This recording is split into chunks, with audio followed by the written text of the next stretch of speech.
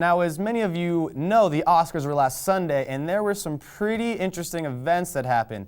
And since last episode I gave my top 5 Grammy moments, I figured why not give you my top 5 Oscar moments today. So because of that, we are calling this segment Gabe's Top 5 Oscar Moments.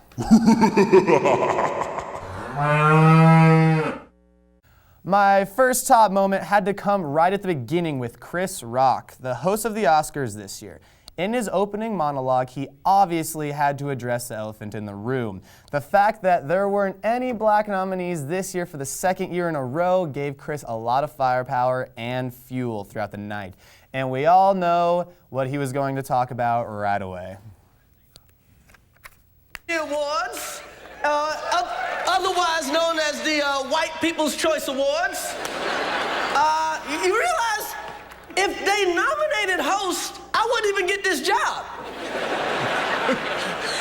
So y'all be watching Neil Patrick Harris right now.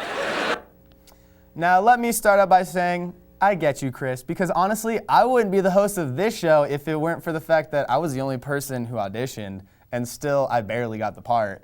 But I would say that overall, I liked Chris Rock as the host. He addressed the race issue at hand, made some pretty tasteful jokes about it, and milked all the rich people in the room for their Girl Scout money. Also, he did a good job not dominating the show. He provided his comic relief when he needed to and got off the stage. And you could tell that he was nervous at times, and it got a little awkward every now and then, but who cares? Overall, he was a good host, so I am placing Chris Rock and most specifically his opening monologue at number 5. Next, we have one of the stupidest and most pointless additions to the Oscars this year, the bear. They actually put someone in a bear costume to walk around and goof off during the event. That is so stupid. Now, of course, I thought it was hilarious because it definitely didn't belong at such a classy event like the Oscars, but that's me, and as you all know by now, I have a terrible sense of humor.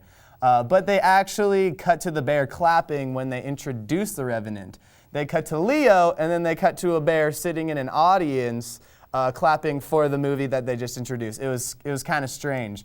It was a little too ridiculous, but it matched my sense of humor, so I put it at number 4 because of that. Sitting at the 3rd spot for my top 5 Oscar moments has to be Suge Knight. That appearance sat right next to the bear in its stupidity level. Yet, I also really liked it. It was funny, but primarily, it addressed the fact that Straight Outta Compton should have been nominated for many of the awards given out that night. I don't know how it wasn't nominated because honestly, it was Best Picture material. But Suge Knight's appearance was good in the sense that it made people laugh, and it made the idea known. Straight Outta Compton was a pretty good movie though. I liked it way more than The Revenant. So I'm just saying, that's all I'm saying. All right, so sitting at number 2 was honestly the highlight of the night for me. Ali G, that was way too perfect and inappropriate for the show, but on a comedic aspect, it made total sense. And I loved how I just cringed when I watched it because you knew like what was going on. I did feel bad for Olivia Wilde, however, because she had to introduce the Best Picture nominee Room in a completely awkward situation. But she was a good sport about it. It was definitely a curveball for the show. Let's take a look. What you was thinking when I walked on, here comes yet another token black presenter. Yeah, no, that was funny to me. I thought it made perfect sense because there was the whole race issue, and Ali G is known for being a white guy who acts black, so it does kind of match. He didn't tell the Oscars he was going to do that. I thought that was kind of funny as well, and so it was a perfect situation, but it was very dumb, but it made me laugh.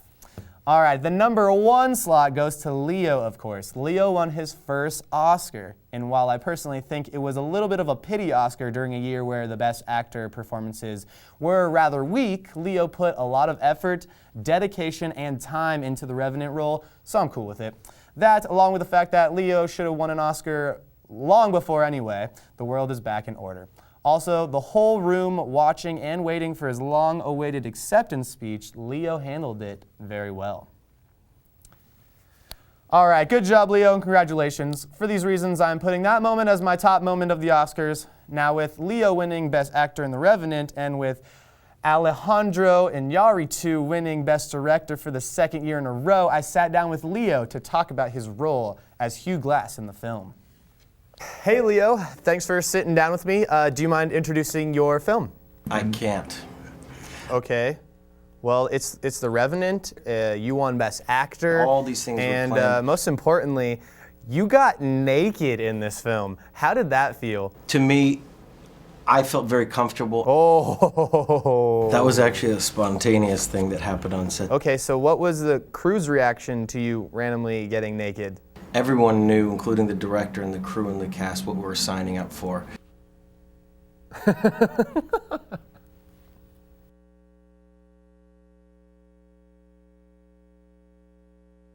I challenge anyone in this movie to say this wasn't the hardest thing we've all ever done. So, could you, get it up? Mankind can adapt to whatever circumstances that they're given. It's truly amazing. All right. Next question. Does the bear have a name? It was controlled chaos. That's awesome. It really was. Who thought of that? We thought about it well in advance. I like it. You are a very creative person, Leo, I must say. That's very sweet. Thanks. I'm blushing. Last question. I asked Justin Bieber this last week. How do you get such good abs? Being well fed and staying warm. Well, then, is that why you climbed into the dead horse? Ayo! Put it here, put it here, put it here. I can't.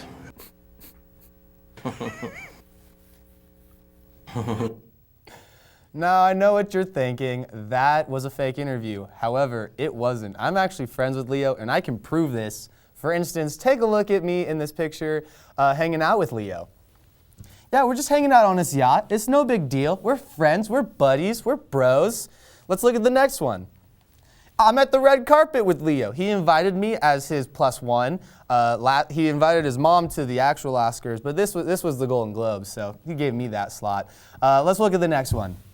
Yep, just us getting coffee. You know, two bros getting coffee. That's the way it goes. You know, and so we're having a good time. He has his hat on backwards. You know, I got my hoodie on. We're just mobbing. That's how that works. All right. So now that you know that Leo and I are actually friends, I just wanted to set the record straight. But we're not done with the Oscars yet. We're going to take a quick break. After the break, CTV movie expert Neall Denman will be here for an Oscars winner breakdown. Welcome back. CTV movie critic Neall Denman is here in the studio to help us break down the Oscars. Welcome to the show, Neal. Thanks for having me, Gabe. Yeah, thanks for being on it. So let's jump right in.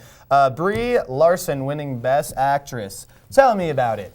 Well, I think she's definitely one of the most underrated actresses currently, and this was kind of her first really breakout role in a major motion picture. Room was, from what I hear, an amazing movie. I have not, unfortunately, been able to see it myself, although I plan to do that very soon. Mm-hmm. She had some fierce competition. Kate Blanchett was another contender, and also Saoirse Ronan from Brooklyn, but I think Brie Larson definitely deserved it. Jennifer Lawrence was pretty good in Joy, but Joy was not a very good movie, unfortunately, so Brie Larson was the clear and logical choice for this award. Good. I'm happy. I haven't seen it either, but this makes me want to go out and see it, definitely. Next, director, Alejandro, you got to tell me how to say this. Alejandro González Iñárritu. Iñárritu. I said Iñárritu earlier. It's Iñárritu. Iñárritu. Okay. Tell me about him, though. Well, for that, I figured there was kind of no contest. He really won Best Director because this movie was, if you think about how it was made, it was shot entirely with natural lighting. Which is cool. They shot it out in the middle of nowhere in Canada, often with very little hours of sunset in the middle of winter, so it was very cold, and the crew all had to go out there. This definitely was a directorial achievement in filmmaking, so I think there was no contest here. He definitely deserved that award. Mm-hmm. That bear scene was really, it was directed and choreographed very well. It was really cool. So, all right, next one, and I'm really partial to this movie. I really like this movie a lot, Mad Max. So it won a lot of technical awards. Can you tell us about that? Yeah, definitely. Mad Max was an amazing movie in terms of filmmaking because all the effects were practical. So everything, every explosion, every car flip, every car crash, people jumping on car to car, that was all real. There was some minor CG, but most of it, probably 98% of it was all real practical effects. So I was not surprised that it would win all the technical awards such as Best Film Editing, Production Design, Costume Design, Makeup and Hairstyling, storytelling, sound mixing, and sound editing. So definitely, it won 6 total awards. The only technical awards it did not win was Best Cinematography, which I can understand because Revenant really deserved that award because, like I said a few minutes ago, it was shot with entirely natural lighting. So that was definitely an achievement in cinematography and filmmaking for any kind of movie. So that was the clear choice for cinematography. And the Best Visual Effects went to Ex Machina, excuse me, which is a very interesting film. I have not yet seen it, but my father tells me it's very good, so I'll have to check it out. Yeah, definitely. I haven't seen it either, and that's another one. That's the good thing about the Oscars. It like kind of puts them on the map and things like that, so people go out and watch those movies and get more of a respect for them. Let's move on to Leo. I've talked to Leo, so I can pass these along, so you better be careful. Okay. But tell me about Leo winning Best Actor. I'm very happy that he finally won. He should have won years ago, probably. Yeah. I think he should have won with What's Eating Gilbert Grape back in 1993, Yeah. but that was a long time ago.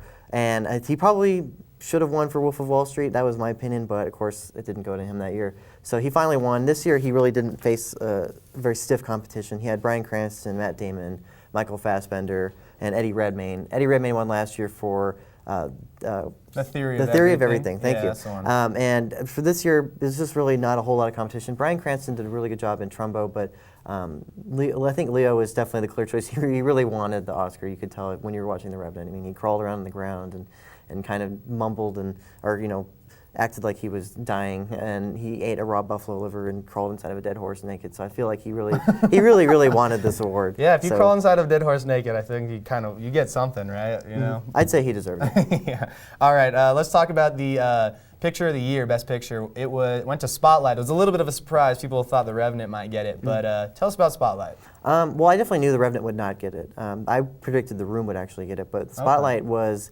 definitely the second choice. I haven't seen Spotlight, but it's a very interesting movie about journalists and kind of the Catholic Church sex scandal that happened in the early 2000s in Boston. So it's a very amazing film. So I definitely feel like it was deserving of the Best Picture, but I thought Room was going to get it. But Spotlight was a good choice for that award. Definitely, and it was cool that during the Oscars they actually had like the journalist who was the inspiration of the story at the Oscars, and that's kind of a cool little twist that they. That was very cool, yeah. Yeah. So, all right, cool. Well, thank you for coming on, and thank you for talking about all the Oscars Yeah. and giving us some more details about it. Thanks for having me on. Yeah, no problem.